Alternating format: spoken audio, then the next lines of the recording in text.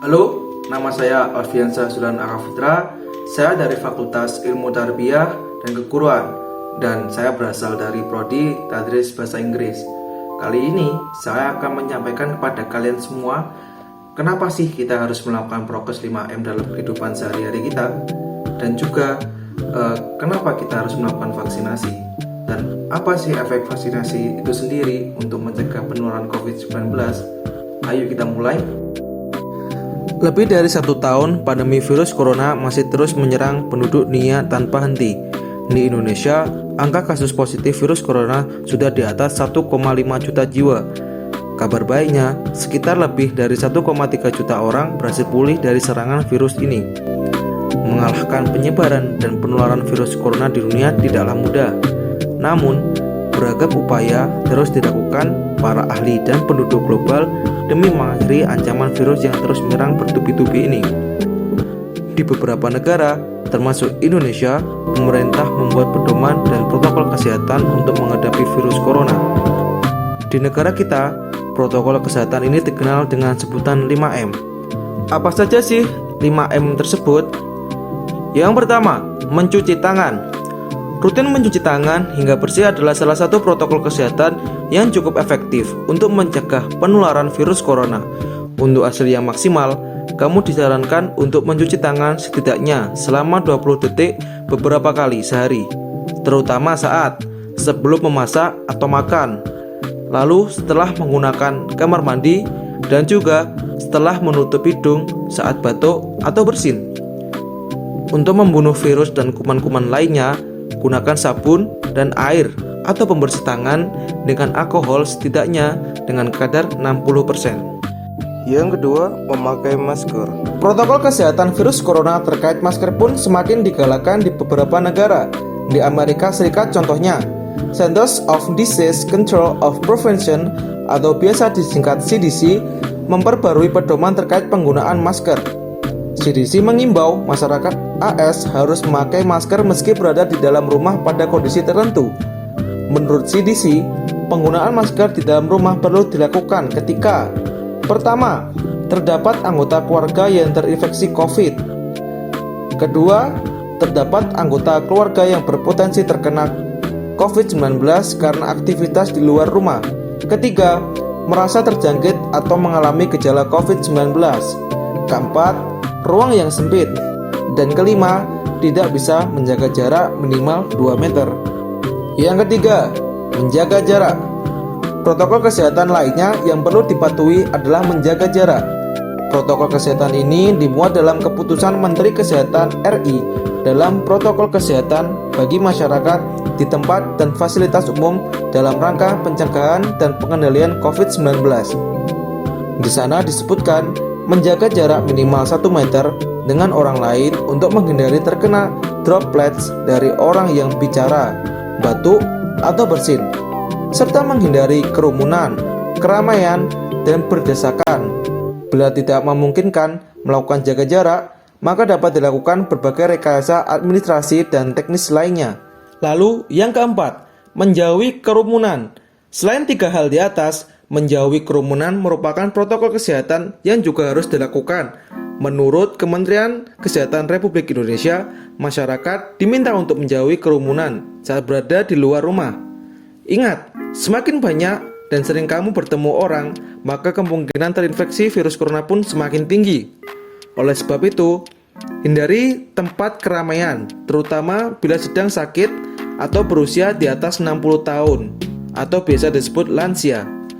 Menurut riset, lansia dan pengidap penyakit kronis memiliki resiko yang lebih tinggi terserang virus corona. Kelima, mengurangi mobilitas. Virus penyebab corona bisa berada di mana saja. Jadi, semakin banyak dirimu menghabiskan waktu di luar rumah, maka semakin tinggi pula terpapar virus corona ini. Oleh karena itu, bila tidak ada keperluan yang mendesak, tetaplah berada di rumah. Menurut Kemenkes, meski sehat dan tidak ada gejala penyakit, belum tentu dirimu pulang ke rumah dengan keadaan yang masih sama. Pasalnya, virus corona dapat menyebar dan menginfeksi seseorang dengan cepat. Sampai sini sudah paham kan apa itu prokes 5M? Dan kali ini saya akan melanjutkan kenapa kita harus melakukan vaksinasi. Dan apa sih pentingnya bagi diri kita? Vaksin COVID-19 tengah disebarkan ke seluruh masyarakat Indonesia. Pemberian vaksin ini merupakan solusi yang dianggap paling tepat untuk mengurangi jumlah kasus infeksi dari COVID-19. Alasan mengapa vaksinasi COVID-19 sangatlah penting. Sejak vaksin COVID-19 datang di Indonesia, tidak sedikit masyarakat yang belum setuju akan anjuran pemerintah untuk menjalankan vaksinasi COVID-19. Padahal, pemberian vaksin ini sangatlah penting, bukan hanya untuk melindungi masyarakat dari COVID-19, tetapi juga memulihkan kondisi sosial dan ekonomi negara yang terkena dampak pandemi. Vaksinasi atau imunisasi bertujuan untuk membuat sistem kekebalan tubuh seseorang mengenali dengan cepat melawan bakteri atau virus penyebab infeksi. Tujuan yang ingin dicapai dengan pemberian vaksin COVID-19 adalah menurunnya angka kesakitan dan angka kematian akibat virus ini. Meskipun tidak 100% bisa melindungi seseorang dari infeksi virus corona. Vaksin ini dapat memperkecil kemungkinan terjadinya gejala yang berat dan komplikasi akibat COVID-19. Selain itu, vaksinasi COVID-19 bertujuan untuk mendorong terbentuknya herd immunity atau kekebalan kelompok. Hal ini penting karena ada sebagian orang yang tidak bisa divaksin karena alasan tertentu. Orang yang tidak dianjurkan untuk menerima vaksin atau tidak menjadi prioritas untuk vaksin COVID-19 antara lain anak-anak atau remaja berusia di bawah 18 tahun dan orang yang menderita penyakit tertentu, misalnya diabetes atau hipertensi yang tidak terkontrol. Jadi dengan mendapatkan vaksin COVID-19, kita tidak hanya melindungi diri kita sendiri, tetapi juga orang-orang di sekitar kita yang belum memiliki kekebalan terhadap virus corona. Penting untuk tetap menjaga daya tahan tubuh. Vaksin COVID-19 memang dapat membawa banyak manfaat dengan melindungi kita dari infeksi virus corona. Namun, perlu diketahui bahwa vaksin ini tidak diberikan kepada orang yang sedang sakit berat atau sudah terinfeksi virus corona. Jadi, pastikan untuk selalu mempertahankan daya tahan tubuh kita, baik sembari menunggu giliran untuk diberikan vaksin maupun setelahnya. Hal ini karena dengan imunitas tubuh yang kuat, kita tidak akan mudah sakit, sehingga kebugaran tubuh tetap terjaga. Beberapa cara untuk meningkatkan daya tahan tubuh adalah mengkonsumsi makanan bergizi, rutin berolahraga, mengelola stres dengan baik, serta beristirahat yang cukup. Selain cara-cara tersebut, kita juga bisa mengkonsumsi produksi herbal yang dapat meningkatkan imunitas tubuh. Di samping menjaga daya tahan tubuh, Anda perlu tetap menerapkan protokol kesehatan, baik selama menunggu giliran untuk divaksin maupun setelah mendapatkan vaksin.